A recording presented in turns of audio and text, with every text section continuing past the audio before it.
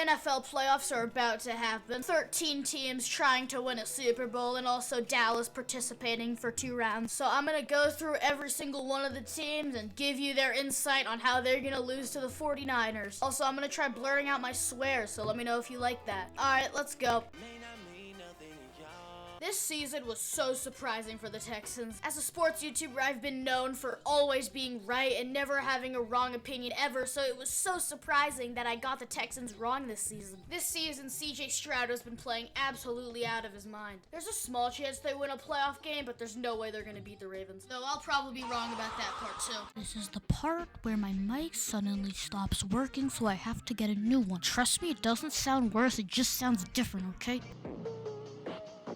This was like the most improbable season for the Browns. It's so surprising because this is actual footage of the Browns starting lineup. Joe Flacco currently is playing like a different animal and the same beast. He just came back to 2012 form for some reason after sitting at his house unemployed for half the year. He might be having the greatest football run since your uncle at Thanksgiving dinner who's 8 beers deep and hit-sticked grandpa and put him on life support. But also for the Browns, the defense has been holding up, which will let Joe Flacco make some mistakes. By the way, note that Joe Flacco is making $75,000 per win, while on average Deshaun Watson makes $2.8 million per game. Seemed like the Buccaneers started Baker Mayfield after Tom Brady and accidentally made the playoffs. The little kid who I have trapped in my basement and who I forced to write these videos described Baker Mayfield as surprisingly great, which is ironic because that's also how my ex-wife described me before she took the fucking kids. I'm happy for them that they made the playoffs, but then again, was it really a challenge when the Panthers are in your division? The NFC South is a little daycare center. Baker Mayfield was able to build the tallest Lincoln Log Tower. People were mad that they took out 4 bye weeks, but I mean, this is a bye week right here. School telling me always in a barber shop, Chief ain't about this, Chief ain't about that. My boy a BD on. Despite Kadarius Toney's best efforts, the Chiefs actually made the playoffs. The entire Chiefs offense was on some Mamba mentality trying to stop Patrick Mahomes from making the playoffs. This season, the Chiefs defense has been able to bail out the Chiefs offense a lot, but in the playoffs, it's not gonna slide. Ideally, Chris Collinsworth packs Mahomes enough Uncrustables for him to make it through the playoffs. Called Buffalo Wild Wings, and they're always researching the next trend in spicy stuff. There's a big drug problem in the USA. You know, Josh Allen probably could be an MVP this year if he wasn't fiending for interceptions as much as he does. He just cuts that shit up and puts it on a knife and fucking and he smiles at the end of it. The team who's known for changing their logo to look stupid as hell made the playoffs this year after selling their souls in 2021. Matthew Stafford will be facing his old team in the Lions. They've been on a crazy hot streak lately, so they could probably use that momentum well. Though their receiving core is absolutely nuts with Puka Nacua and Cooper Kupp. They are favored to lose, but never doubt Dan Campbell making a stupid play call. Them and the Lions are also some lucky teams who get to play inside because this is what the US looks like right now.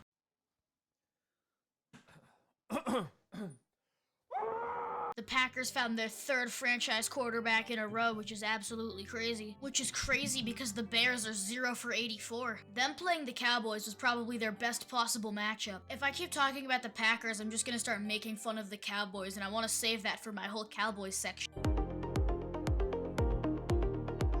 The Eagles have probably had the most disappointing second half of the season in NFL history. First half of the season, they were doing great. They had like the best O-line. They were Super Bowl favorites. Then they just could not stop losing. It was their hot new trend. It was their favorite thing. Looking into this, they actually run one of the most simple offenses in NFL history. Good when you have an amazing offense and good weapons, but that kind of sucks once they all got injured. I would say there'd be first round exits, but they're playing the Buccaneers, which by the way, people give them way too much credit. Any above average team would go 12-5 in that division.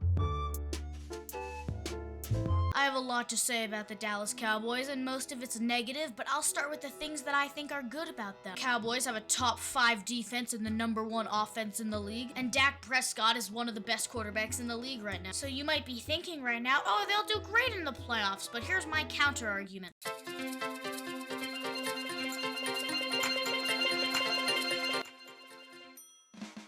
George Bush gets inaugurated president. 9/11 happened. The entire 20-year-long Afghanistan war. South Sudan gets established. The entire 7th series Harry Potter book along with all of the movies. Google was founded. The iPhone came out. Hurricane Katrina, the Iraq War, Brexit, January 6th, the housing crisis, and a whole pandemic. What I'm trying to say is that it's been a minute.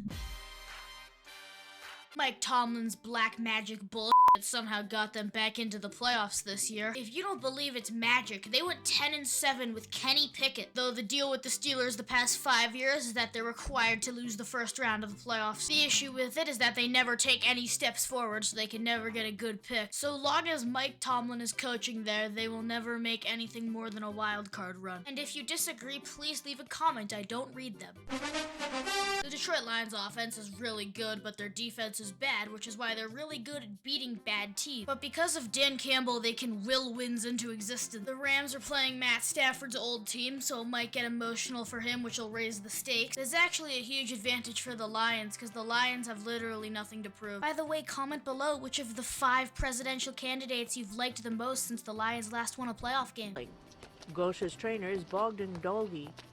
Obviously, what the Dolphins are currently known for right now is Tyreek Hill, but I'm pretty sure he's living in the stadium right now after his house burned down. Not to mention Miami, who averages playing in 1,000,000,000-degree weather, has to go down to Kansas City where it's like -2. Not to mention the Chiefs have shown they're able to make the playoffs without any catching skills, and I don't know if the Dolphins have that either. Also, their defense isn't that good and they're really inconsistent. The Dolphins this year have a single win against a team over 500. I think they're pretty clear first-round exits. Now, finally, for the 2 first seeds in the league, starting off with the